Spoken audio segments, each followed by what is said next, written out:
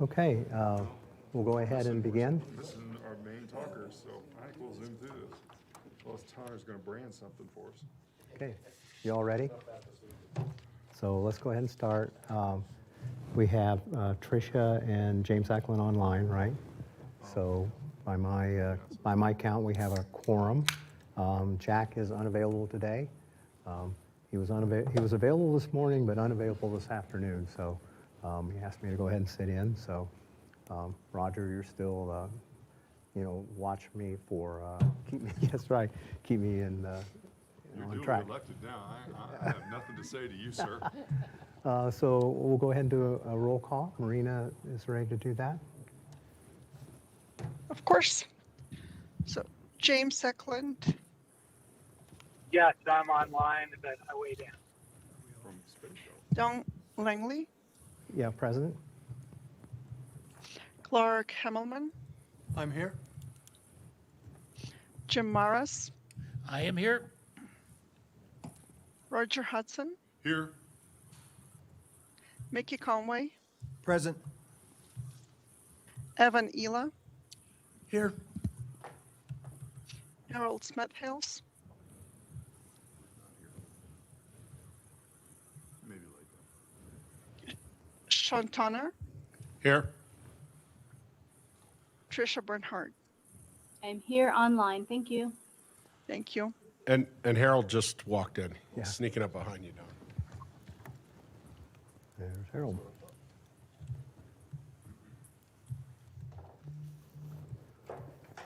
Okay, first order of business would be to approve the meeting minutes from the last meeting. And I understand we have a question about who made the motion and who seconded the motion last time.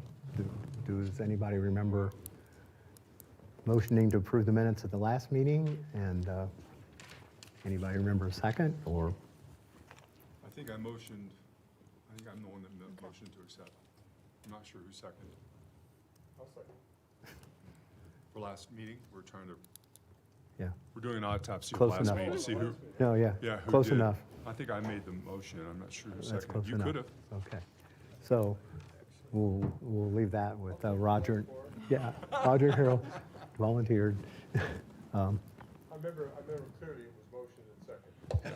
Yeah. You need an eight. Okay, so. But I will move to accept these minutes. And I'll second. All right. So that would be Roger and Clark. Got that? Okay, very good. We had two referral items that came to us. One is the Hemp Hill subdivision, which is a replat of a area. So did anybody want to make any comments on that one? I see nothing. Second one was Highlands Ranch, which is an amendment to their plan development. Sorry, I got confused. On the replat, I did have a question. Oh, okay. Well, we'll back How up. do you do that?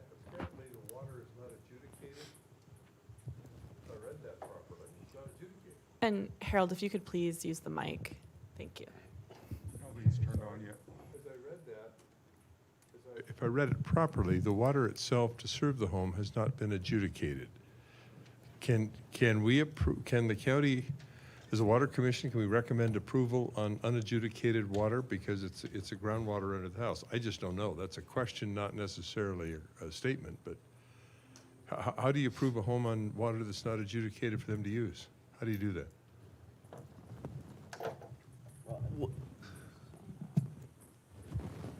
Same problem here. Well, to be clear, the Water Commission is not making a recommendation. The Water Commission can give comments, which staff will capture and give. And I think what we're hearing is you had a concern that the water is unadjudicated, and you would like to make sure that the Planning Commission or board, whoever hears this next, I'm not sure which is in You may line for. know. Well, yeah, this is Evan Ela. If it's, I didn't review that, so I don't know. I assume it's non-trib groundwater, which is, It's a non-trib, yeah. Which There's is- not non-trib and then two non-tribs, but it's never been adjudicated. yeah, but it's tied to land ownership. So you don't have to adjudicate. You can get a well permit without Okay. adjudicating, which is, I presume that's what they're doing. I don't know. Yeah, I think they mentioned well permits in the write-up, So that's okay? a couple existing. Well, you know, being a water lawyer, we always recommend that people adjudicate their water, groundwater. I mean, it does fix in time the quantities, whereas if you're subject to just permitting, you're subject to the whim of the state engineer's office, which may change their way of doing things over time. So Yeah. that's why we recommend adjudication. But you can live on the faith of a permit if you want to. That would be the only question I'd have then. He's pretty much answered it, but is that something the county should be doing? I don't know. Okay. You'll pass that on? Okay, good. Second one was Highlands Ranch. This is an amendment to the plan development, adding 400 residential dwellings in Highlands Ranch. Anybody have any comments on that?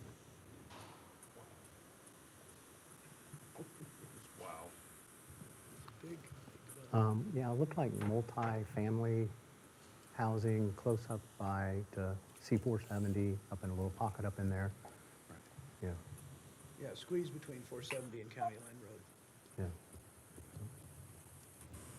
So, and Highlands Ranch Water and Sanitation District, got their name right, did submit a will serve letter, and it looks like they have plenty of water to handle that, so I guess we have no comments on that one. Okay. Discussion and action items. I don't know that we have any action items. Other than I did get a request from Lauren we need to poke at the water providers. They're being kind of slow on returning data and information to Forsgren.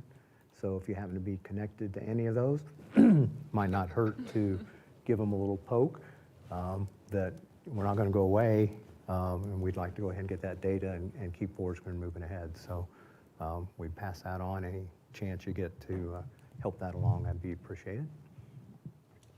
This is Sean. Don, do we have which ones need to be poked? All the big ones. Okay. Yeah, So I I'll think poke you, and then You poke somebody you know. somebody poke Harold, then we... Yeah, Poke the ones around. I felt it in my ribs already, so, Did yeah, you? yeah. I'll poke you on the other side. Yeah. And the small ones are doing fine, because I would like, and that was gonna be where I was gonna insert myself here in this. By the way, this is Roger Hudson with Castle Pines. I'd love to have an update where we are, kind of a status, like take a temperature where we are with that, because are the metro districts doing okay, and are they? You want to read those? Are they Yeah. responding? This is Lauren Pulver with staff. We've I really don't only. hear you at all. Green light, yep. Lauren Pulver with staff. I got an email this morning with a list of all the water providers we have received responses from. It is Aurora, Castle Pines Metro, Castleton Water and Sanitation District, Larkspur, Littleton, Sedalia, and Sierra Vista Douglas Mutual Water Company. So really all across the board in terms of size. Proud of the metro district, good job. I think that's 7 out of 34, I think, something like that, so. It's a little surprising that we were worried about the small ones, and they've jumped right on it, so. I like it. Yeah, I do too. So, okay, we'll go on to the informational items. We have a presentation today from Mark Marlowe. Mark is the director of Castle Rock Water. I think he's probably pretty well known to most everybody in the room. He's been the director there for 12 years. He has a master's degree and a bachelor's degree in civil engineering from Georgia Institute of Technology, so he's a Georgia Tech guy. He also serves on the board, and he thinks he's president of the board for the Plum Creek Water Reclamation Authority. So that's certainly how Castle Rock gets connected to Plum Creek. So he's a pretty important guy. So, Mr. Marlowe, floor is yours. Can you hear me? Yeah. All right. By the way, I poked myself. Castle Rock Water was talking to Will before the meeting got going, and I was updating him. We've got the information ready to go back to him, so we'll get it to him this week. Yeah, that's what I said too. All right, well, yeah, I like to poke ourselves rather than get poked, but, okay, so I'm gonna just do a brief presentation with you guys about what Castle Rock Water is doing in terms of long-term water, since that's really what this commission's all about. And we've got our own plan, of course. So the long-term plan for Castle Rock Water, just to summarize, is to be at 75% renewable water supply by 2050 and 100% in a typical hydrologic year by 2065. Now, we started this process back in 2005, 2006, roughly. Now, the long-term plan obviously is to have plenty of water for the town, whether it's renewable or non-renewable. But back in 2005, 2006, Castle Rock Water started down this path of transitioning from Denver Basin groundwater to renewable water supplies, which of course are surface water supplies. And obviously this is something this commission is very interested in for unincorporated Douglas County. Now, one of the things I want to point out is Castle Rock Water is not just serving Castle Rock. So we are already working with Douglas County to help areas of Douglas County and unincorporated Douglas County where there may not be a connection to a renewable water supply. So in 2022, for example, we brought on Bell Mountain Ranch. So we took over all of their assets and we connected to them. We built a new tank up there. We built a pump station from our system to theirs. We have actually already re-drilled one of their wells. And then we've done a bunch of upgrades on their little water treatment plant and facility. But they are now connected to Castle Rock Water and a renewable water supply. And those customers in the development made a conscious decision to connect to us. And that was one of the big reasons, quite frankly, is to be connected to a renewable long-term water supply. The other area, the unincorporated area that we currently serve is the Macanta development, which is up off of Crowfoot Valley Road. So that is still developing, but we provide water and wastewater service to that area as well. The treatment we provide through the Pinery. And then, of course, you guys know from last year that we were working on a project to serve the Sedalia area with wastewater. And we certainly have intentions to help folks with water supply and in and around Sedalia as well, with some of our partners down in that area as a part of that, and get those folks ultimately connected to a renewable water supply as well. And of course, you guys also may know, as a part of that agreement, new development in that area, in order to get wastewater service, is supposed to be connected or have a renewable water supply. So we don't continue the problem of continuing to utilize this non-renewable groundwater resource. All right, so as I said, in 2006, somebody recognized, we're not going to have coffee and water, or coffee and beer. Of course, I really like coffee. I like wine, too. That takes water. A little whiskey doesn't hurt. They use water for that, too. So anyways, we do a lot of planning. We update this plan every 5 years. We started back then. It's a long process. One of the big things that it's important to understand with making this kind of conversion is you really need to partner with folks. Regional infrastructure is a great way to reduce the cost of long-term renewable water supplies. These supplies are very expensive, as you guys probably have already learned or knew coming into this. And so when you have regional infrastructure and partners, you can spread that cost out over a much larger customer base. I always say the water industry is an industry that is heavily reliant on economies of scale to keep the costs down. So it is hard, especially in this current environment for smaller utility districts, with all the regulations they have to meet, all of the rehabilitation and replacement of capital assets, and of course, renewable water supply just adds another challenge to that. But you can see a lot of folks, so of course the WISE Authority is a very important one here. We're part of Chatfield Reservoir Mitigation Company. Our wastewater, of course, we do with the Plum Creek Water Reclamation Authority, as Don said. Our latest venture is to join the Platte Valley Water Partnership with Parker Water and the Lower South Platte Water Conservancy.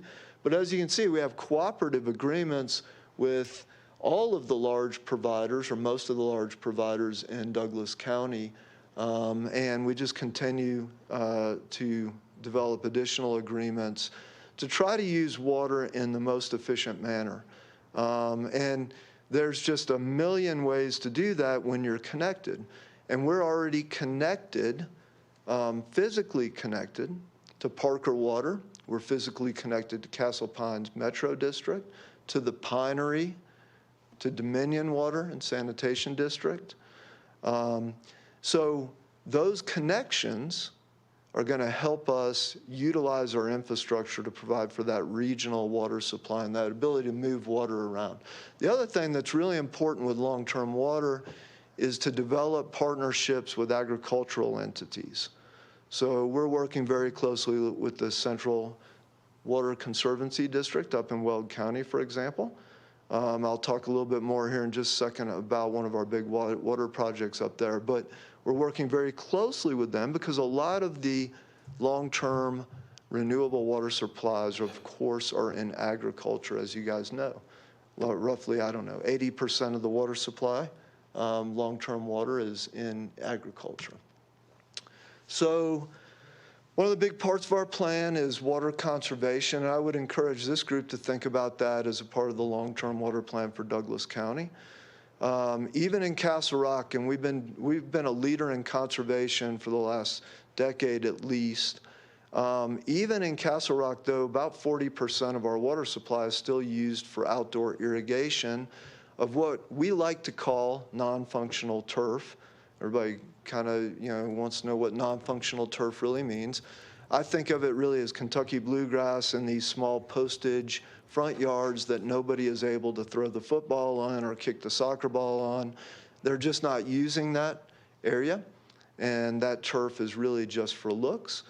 Now, obviously, it does provide that benefit, but we believe that a Colorado-scape is a better way to develop a landscape here in this part of the world because it uses a lot less water.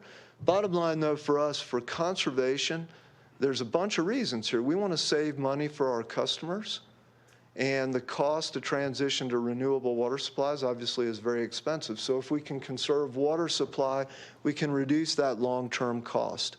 We estimate if we can get to 100 gallons per day per capita, overall for our system, we can save on the order of $70 or more million in capital expense for our customers in the long term. So that's a pretty big benefit. Of course, conserving water and using it efficiently just makes sense, especially in this part of the world, right? It's a very precious resource, so it makes sense. The other thing that's really important in our plan is to decrease peak usage. And as you can see down here in the summer, we're using 12 to 14 on average, but we can use as much as 20 million gallons a day or more in a single day in the summer. And in the winter, we're really only using 5, 6, 7 million gallons a day. It's a huge increase. And the reason that's not a great thing, of course, is the cost for that water is extremely high because you're building that infrastructure, those water plants, those big pumps that you're only using for 3 or 4 months out of the year. And in some cases, maybe only for a week or two, right? So it doesn't make a lot of sense. We're always trying to drive that peak demand down. We obviously want to encourage our customers to transition to what I call Colorado-scape, which I'll show you a little bit more here in a minute. We really want to reduce this non-functional turf in Castle Rock by about 30%. Castle Rock made that commitment as a part of a voluntary memorandum of understanding with some of the big users on the Colorado River. Even though we just get a small amount of Colorado River water, we do get some through the WISE partnership. And then, of course, I'll talk a little bit more about this in a second. We've minimized non-functional turf and new development, which is really important. There's one other reason, couple other reasons really, that conservation is so important to us. Number one, we consider it a water supply, and it's really the only water supply that we control completely in the town of Castle Rock. We don't have to go get a permit from the Corps of Engineers or from someone else to use that. And then, of course, the second reason is, and I'll talk more about this in a second, is we reuse all of our water supply. And when that water gets sprayed on lawns, it's very difficult to reuse that water supply. All right, Coloradoscape. So is a big part of our plan. At the end of 2022, we passed regulations in the town that limit new development to Coloradoscapes. They're not allowed to put non-functional turf in the front yard. They're only allowed 500 square feet in the backyard. That's been very successful. The home builders have been very supportive. And we did have to make some tweaks to it because originally the home builders were kind of going with the minimum requirements, and that wasn't creating the kinds of landscapes that we really wanted. So we need to make sure what we're really trying to get is a landscape that has 75% plant coverage at the end of the day. Has lots of different textures and types of mulches and materials, not just rock. This is not Arizona. We're not trying to be like Las Vegas or whatever. We do offer a rebate. You guys can see the rebate, $3.25 a square foot. If you do the math, that's a pretty high number in terms of a full acre foot of water when you start looking at the amount of water used on the turf. But as I said, water that's used outdoors only gets used once in Castle Rock. Water that gets used indoors and for other purposes, we can use that up to 3 times or more by the time we recycle it through our system. So it's very important to us to continue to do that. And we had a record year last year with Coloradoscaping rebates, and we think we're probably on track to have another one this year. So we're trying to get to that 30%. All right.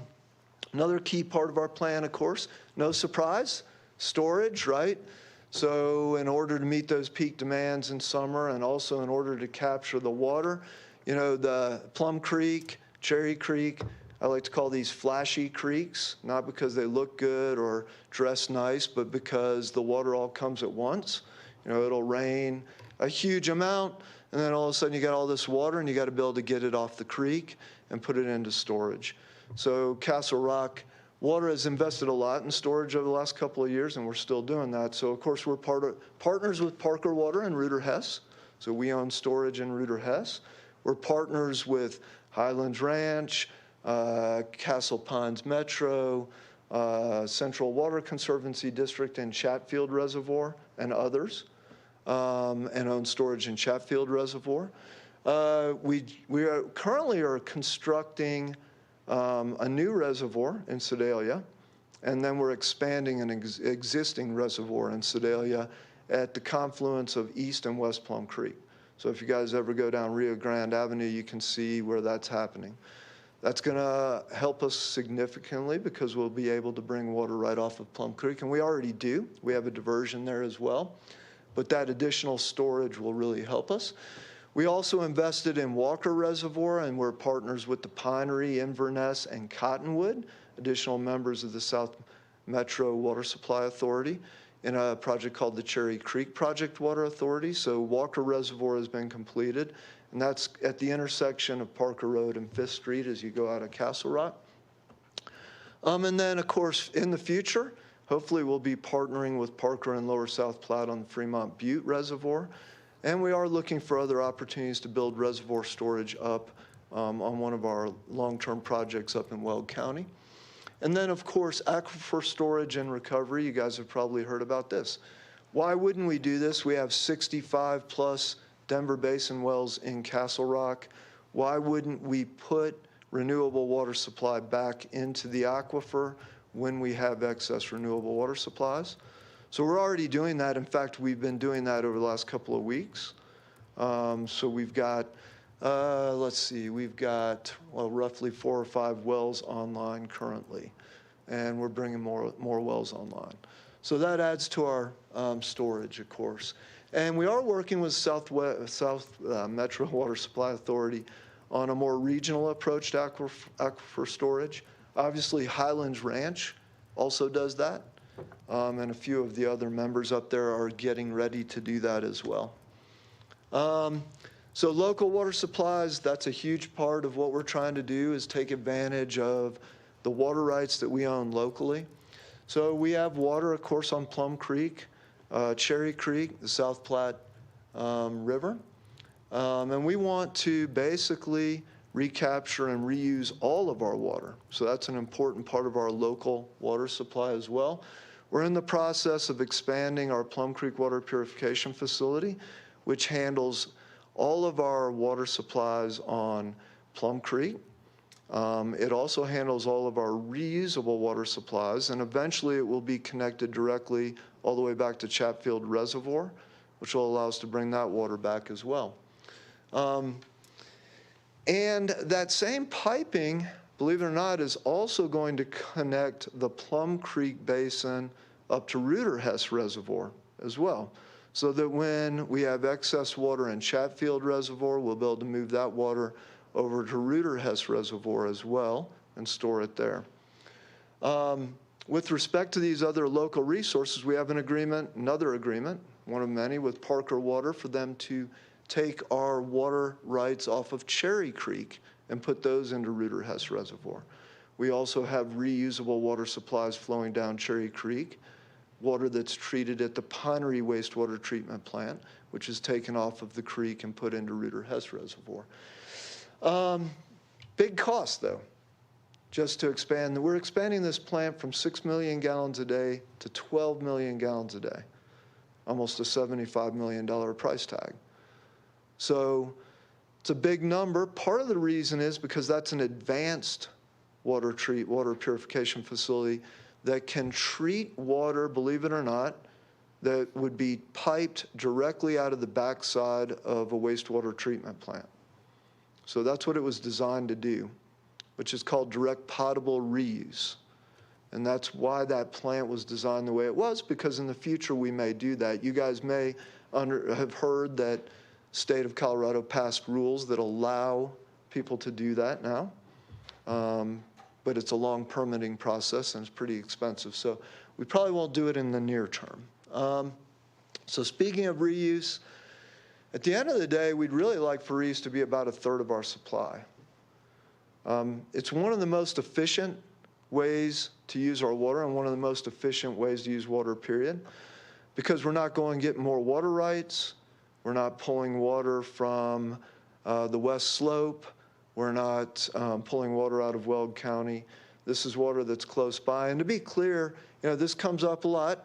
You guys probably heard this, right? People go, reuse? Oh, wow, I don't want to do that. Well, all water is reused. We all know that. All water is reused. So it's really what makes sense. And the technology's been around for a long time to do this. In fact, they've been doing direct reuse in one place for many, many years. So as I said, most of our water supplies are legally reusable. Now, that's not true for all of the water providers, but for Castle Rock, that's true. And again, we can get about 3 or 4 gallons out of every gallon. And so it's a great deal for us. We already own those water rights. We just bring it back around. We do what's called indirect reuse. You guys are probably familiar with that. It means we put it into the creek. We let it flow down to Sedalia. We pull it back out of the creek and bring it back to the Plum Creek Water Purification Facility, which is one of the most advanced plants around in the country, I would say. But it's not cheap.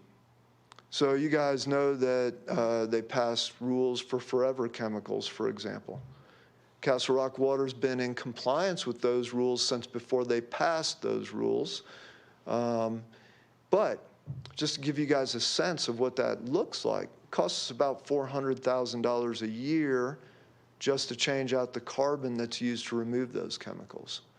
Something that we always need to keep in mind, and it's something that Douglas County should keep in mind, right, when you're zoning in terms of where you put industrial facilities and what kinds of requirements you put on industrial facilities. We are considering potentially going to direct potable reuse in the future. So that's part of our planning process. But we are hoping to work with the state on maybe revising those regulations a little bit to make it a little more cost effective. We can reuse all of our water right now, to be clear, through indirect reuse. But direct reuse would come into play if we had a drought here in Castle Rock that dried up East Plum Creek or Plum Creek, then direct reuse would be a very, very beneficial thing. What I'd really like to do is get the state to give me a permit to just use it in a drought emergency, but, all right. One of the big parts of our long-term water plan is to import renewable water supply. I won't spend a lot of time on the WISE project because you guys have heard a lot about the WISE project. Lisa Darling came and talked to you guys about this already.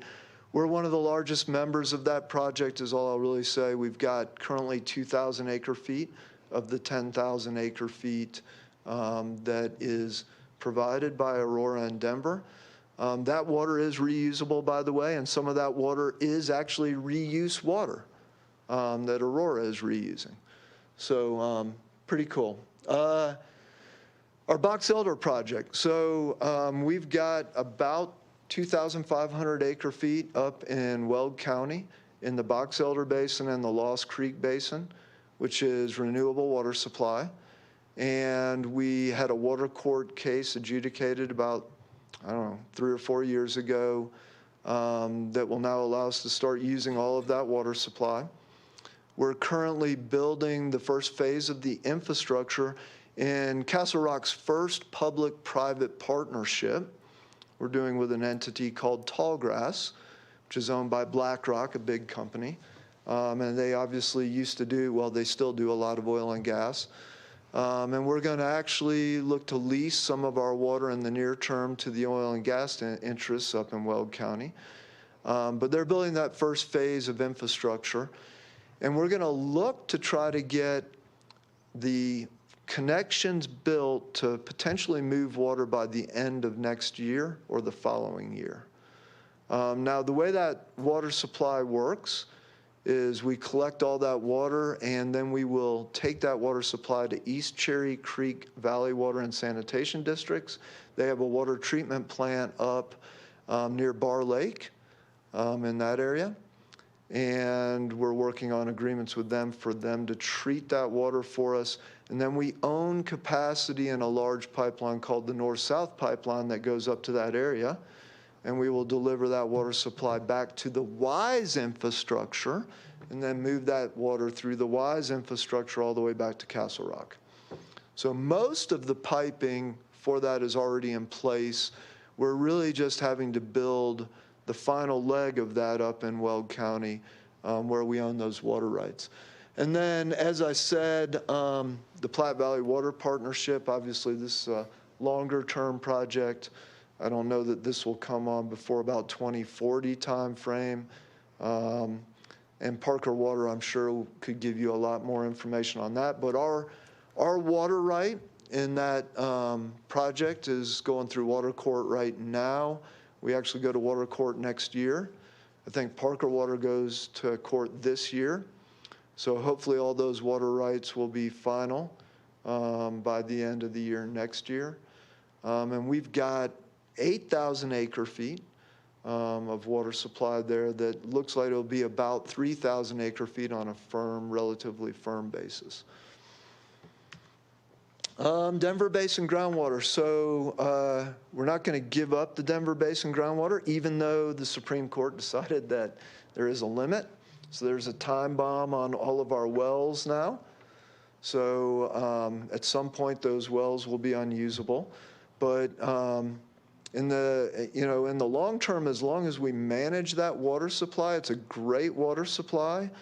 And what it really means is we need to try to minimize its use so that it's there for droughts, because it is drought resistant, as you guys know, or doesn't get impacted by drought.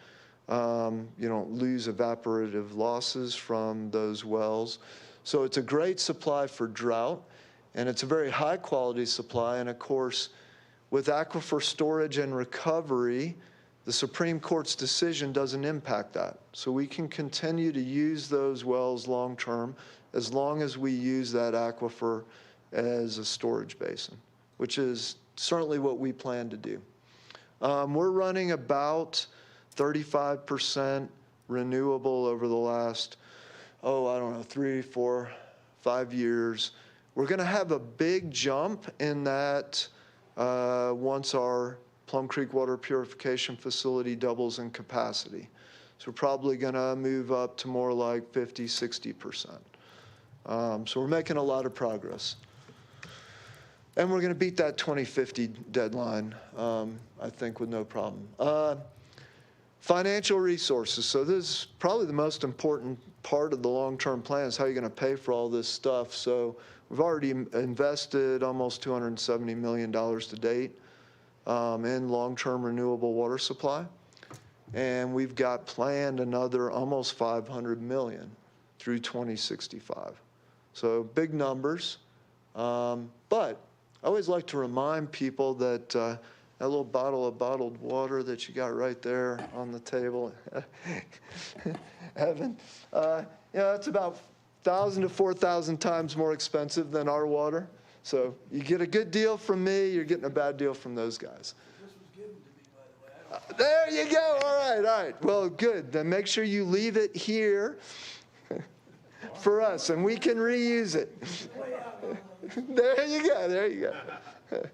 And that's it, really. So I'm happy to answer any questions. That's kind of a high-level overview of the things we're doing with respect to long-term water. Okay, question, Evan? Oh, okay, Mark, that was great. That was terrific to hear about what your overall picture looks like. Yeah. What's your current gallons per capita per day? You said 100. Yeah, is your goal. we're running about 112. And when I say gallons per capita per day, what I'm really doing is taking our total usage over the total population.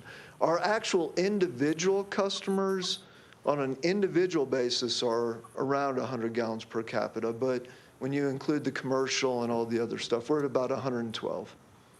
What population do you serve? Do you know that? Yeah, we're running almost 90,000 people currently. And that, keep in mind that does include some folks that live outside of the town of Castle Rock.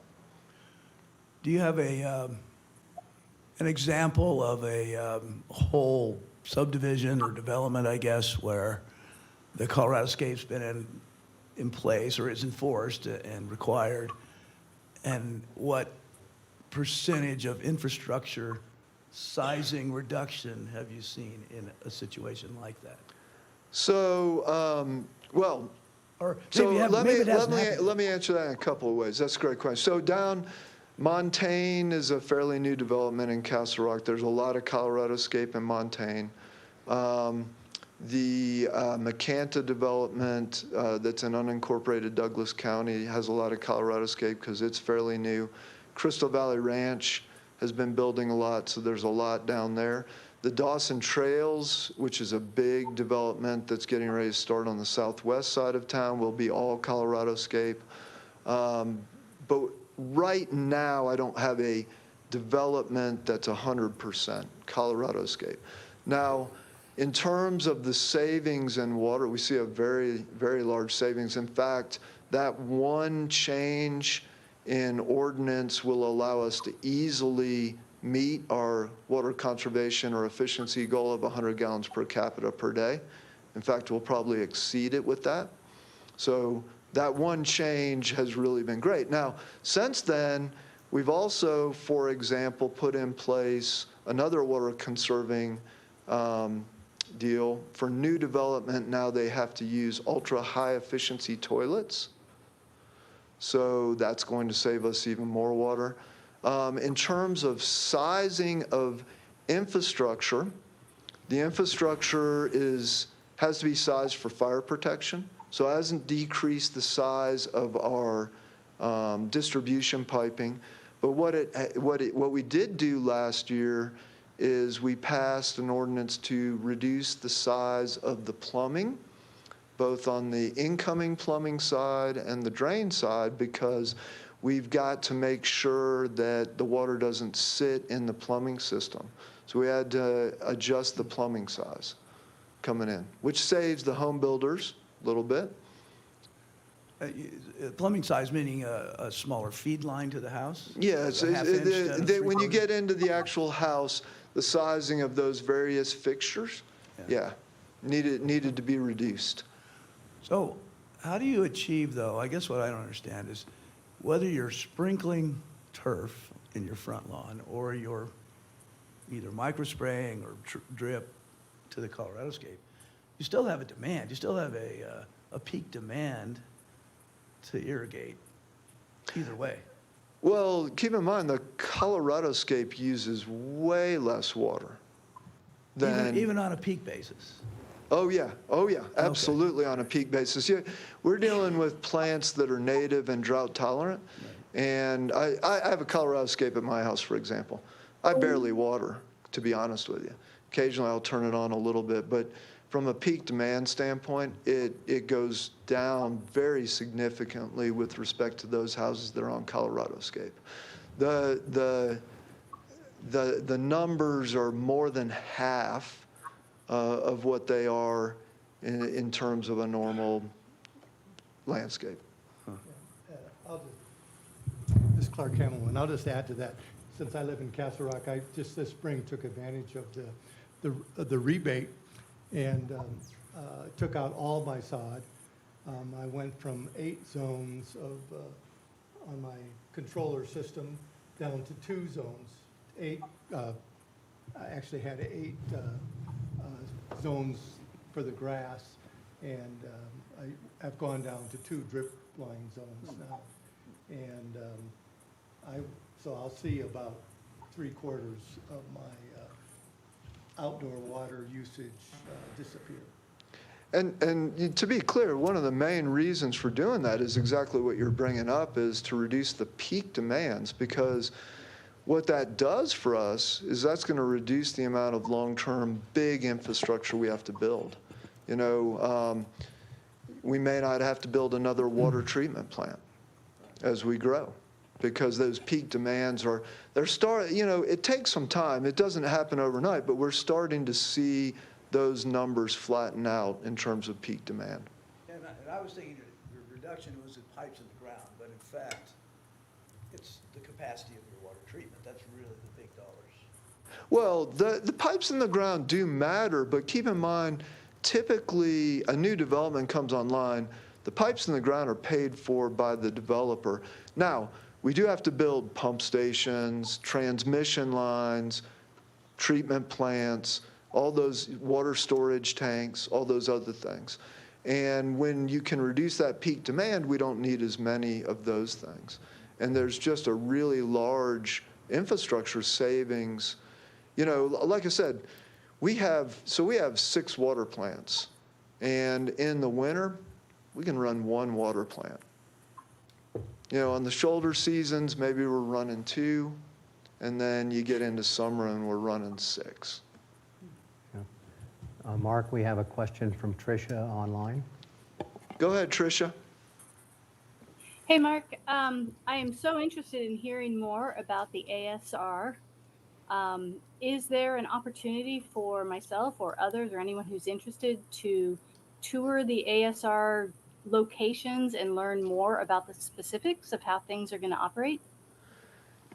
You can absolutely do that, Tricia. I would say obviously there's not a ton to see because most of it's below ground and it's really, you know, what you can see are the wells, but we're happy to take you out and show you. We've got, I believe it's 3 wells over in the Meadows and another 2 at our Ray Waterman treatment plant. And we're absolutely happy to show you around and spend some time talking about how that will work. Great. Yeah, I appreciate it. Maybe some others would like to join as well, but I'd love to do that in the next few weeks and just learn more. Absolutely. Okay. Sean? 2 questions. Piggybacking on the reuse in the yards. So or is Castle Rock Water comparing, say, for example, a large development like Crystal Valley versus the Meadows, and then property valuations? Between having a turf lawn and having the Colorado Scape lawns? We have not done any of that, but I mean, what I'll tell you is we're not seeing a difference in home prices, for example, for those homes with Colorado Scape. I will tell you, one thing I would say, though, about Colorado Scape is it is important, if others decide to do this, to pay attention to what the home builders are doing. Because unfortunately, we tried to be very flexible at the beginning, and we were getting some folks who were just going in and trying to install one color of rock and a few plants. And so really last year, we passed clarifications to make sure that we were getting 75% plant coverage, that we were getting, we don't allow one size rock, one color rock. It's got to be different kinds. It's got to have some mulches. It's got to be, the bottom line is we're trying to make sure that the landscapes that we were providing look great. That's great to hear, because there is actually a subdivision just east of us here. Yeah. That you drive through and it's just like all rock front yards. Right. Looks like concrete jungle. The other question, so all the partnerships, fantastic within the county. As a large provider, would it be more beneficial to have less providers in the county from a financial standpoint, from an acquisition standpoint, as opposed to a lot of the smaller districts we have today? Well, I mean, all I'll say about that is my experience has been that it's very tough for small districts to meet, regulatory requirements, to meet the long-term needs of, a small community. It's just difficult to generate the financial resources.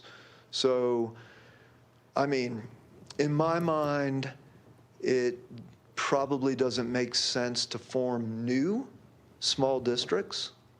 I would hope in Douglas County that as development occurs that we can provide the service from existing providers. I think that makes a lot more sense. As I already said, we basically took over Bell Mountain. Part of the reason we took over Bell Mountain because of the problems they were having. And literally when we took them over, the well failed. And the water treatment plant was in pretty rough shape, to be fair. And we've spent a lot of money fixing that stuff up. And quite frankly, we're going to have to rebuild the 2 storage tanks they have up there as well.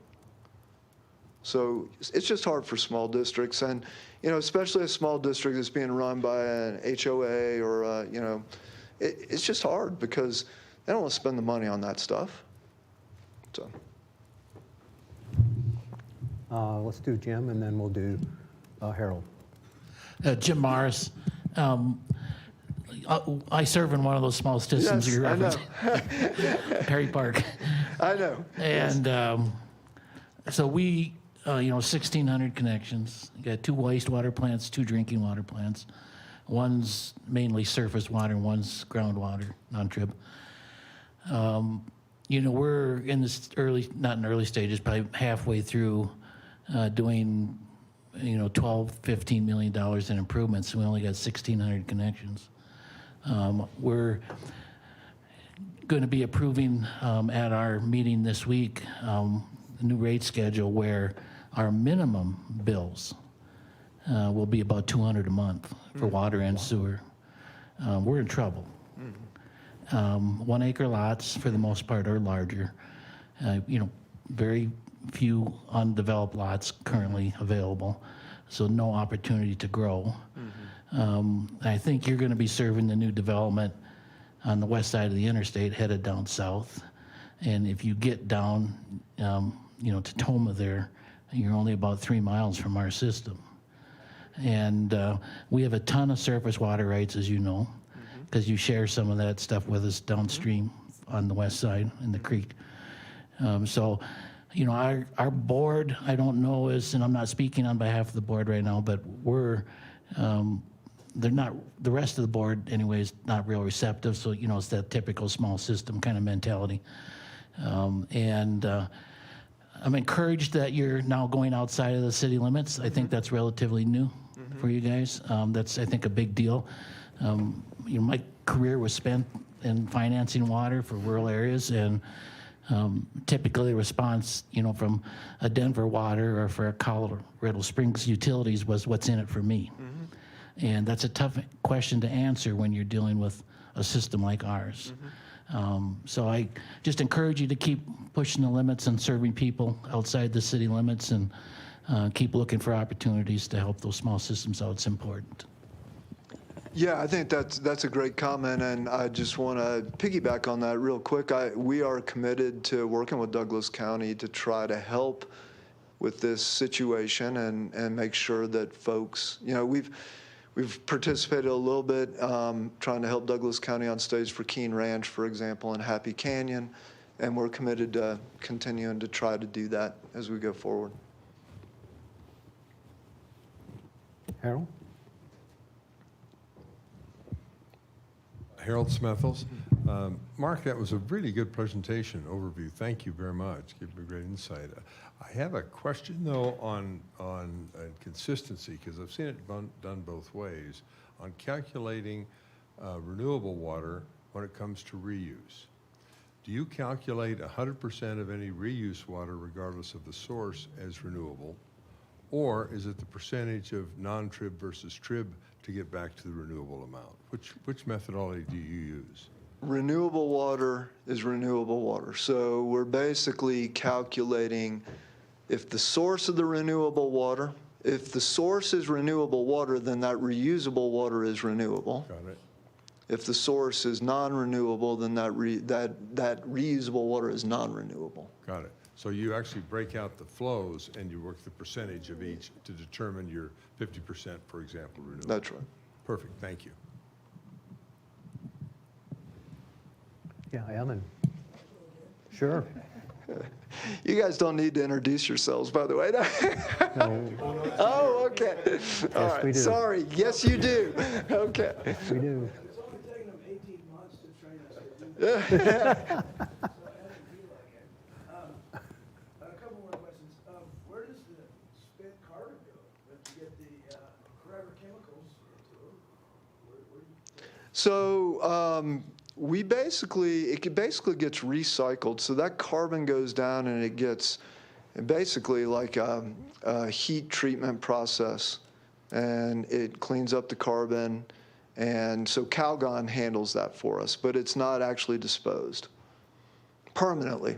But if those are forever chemicals, Well, forever chemicals can be destroyed by certain types of processes. So, yeah. do you currently have a pipe from the wastewater plant on Plum Creek to the purification plant? Our pipeline runs right by it, but we don't have a connection yet. We haven't actually tied it in.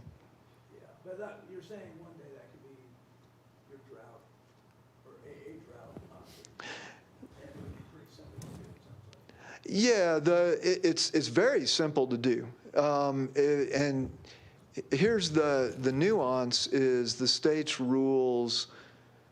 So to be clear, indirect reuse and direct reuse are very similar from our standpoint, from a treatment standpoint. We're going to use the same treatment regardless of whether it's direct or indirect. Indirect just means that it's mixed with an environmental buffer, so the water's mixed with, some water in Plum Creek. Now, in the middle of summer, there may be very little water in Plum Creek, so it's almost like direct reuse. But the bottom line is there's a significant regulatory cost to going to an official direct reuse system. And, that's what's holding us back right now is that additional cost. Because at the end of the day, we only recover about 130 acre feet at build out if we use direct reuse. And it's just not enough additional water supply to justify the cost. So what we would really like to do is only use direct reuse when the creek is dried up and we can't get that reusable supply back from Sedalia. It's surprising that you only did 130, but that's because, I guess, the few days Yeah, it's on average. In other words, the losses that we take in the creek, in a drought where the creek is completely dry, we would get a lot more acre feet back than 135. That 135 is just kind of on normal or operating. The problem with direct reuse right now is it's either you're all in or you're not. And so, I can't be direct reuse just when there's a drought. I become direct reuse even if I'm not doing direct reuse.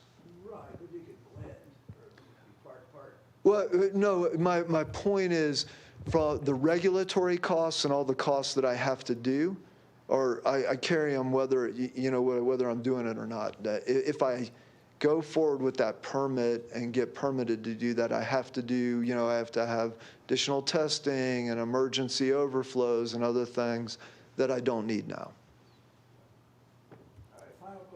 Evan, I don't think your mic is on. Please, thank you. Thanks, Sean. That was it. I get the message. The final question I have, and maybe it's obvious to everyone in here, but not to me. So Castle Rock then is a department of the city of Castle Rock? And so does your department then work with the planning and zoning in order to implement these Colorado Scape regulations and all of those things that you can rely on that will be employed? Yeah, and that's an advantage that Castle Rock Water has that some of the other water and sanitation districts don't have, right?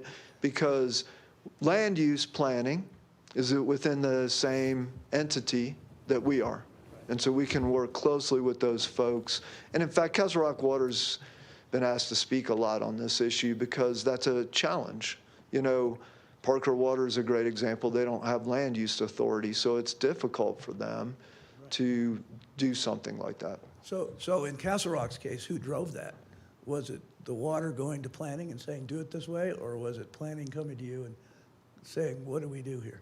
We went to planning and said we would really like to do this, and then we worked with planning. We have I think it's a pretty strong process, and Sean brought up a great point. He's worried about what does it look like. Well, we worked with home builders in the development community for almost 2 years before we put those regulations in place. So we didn't do it in a vacuum. We worked very closely with the home builders. This is what we want to do.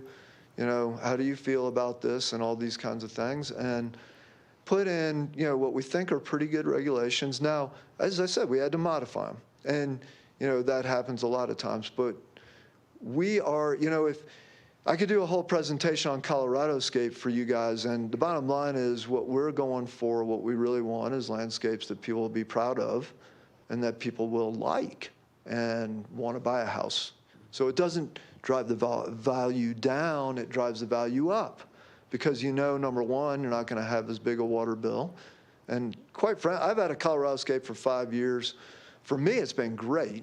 Coming from Georgia, where I'm used to, you have to mow the lawn 3 times a week and, you never turn on a sprinkler, to here where the grass is on life support every day and I'm out there begging it to grow and watering it to death. And, it's a lot of work. And Colorado Scape's not no work. But from my perspective, it's been a lot less work than,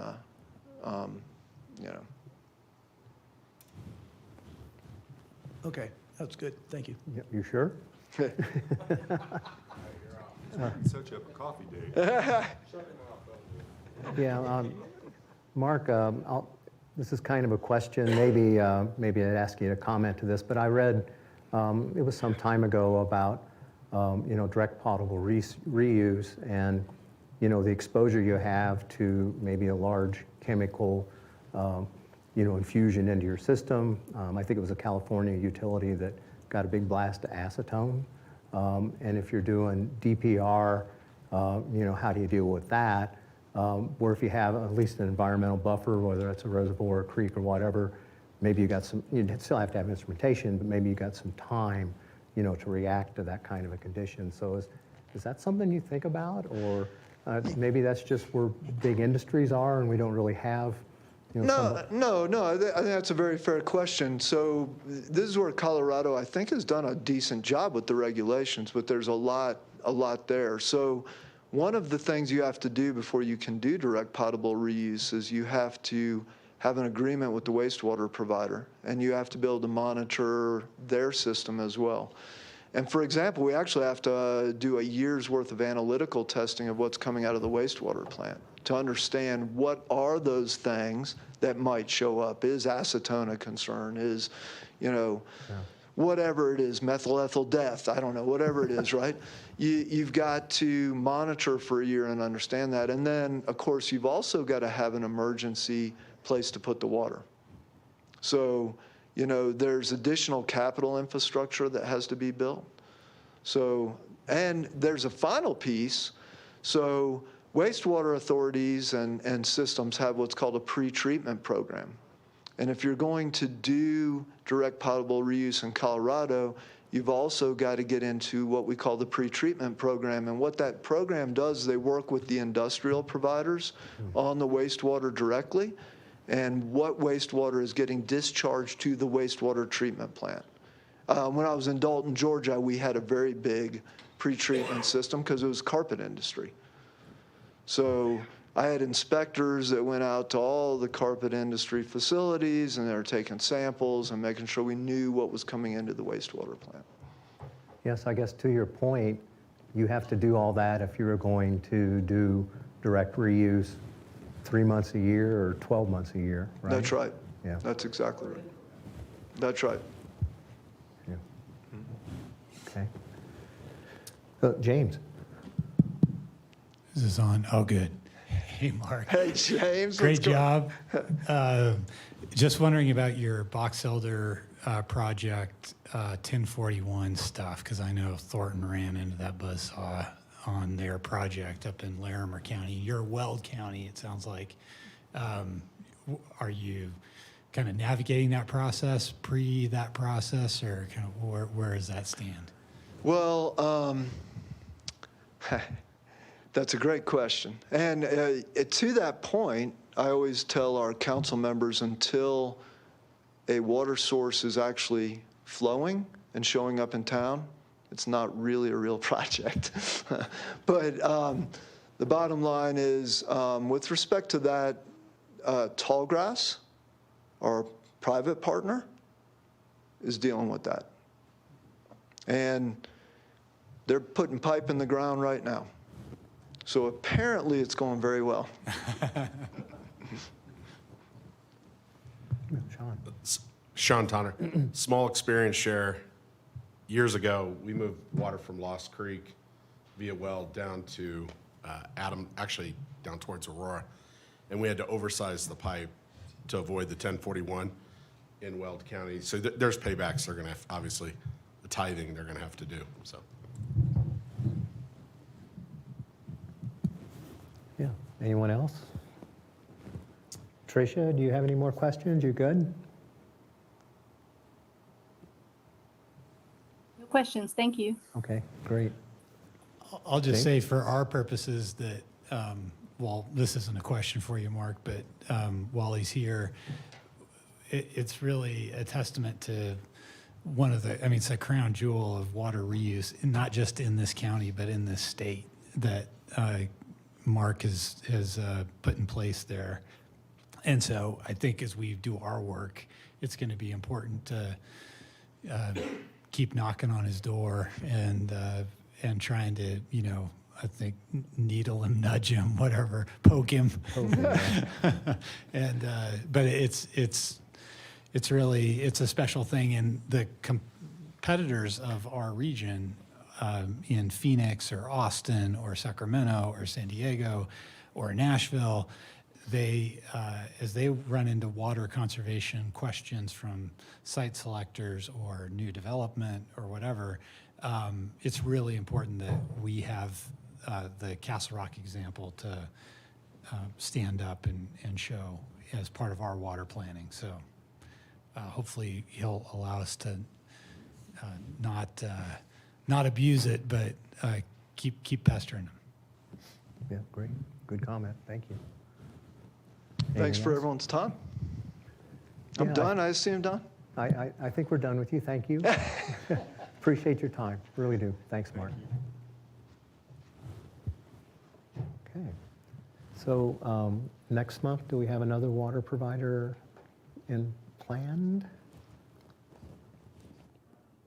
We are still finalizing the agenda for June, hoping to get Meckerat on the schedule. And then I believe we might have an update from Forest Grin as well on the water plan. In June, okay. And then we were talking about Parker Water and. We do have Parker Water lined up, and I believe Jack's been talking to Highlands Ranch Water as well to get them in for a presentation. Great. Yeah, that's a big chunk of the water provider or water deliveries in the county, so that's great. So we're down to member discussion. Any members have something they'd like to discuss with the commission? Harold? Thank you, Mr. Chairman. It would seem to me, and I'm glad we have a Forest Grin report next meeting, but you know, so much is riding on the study.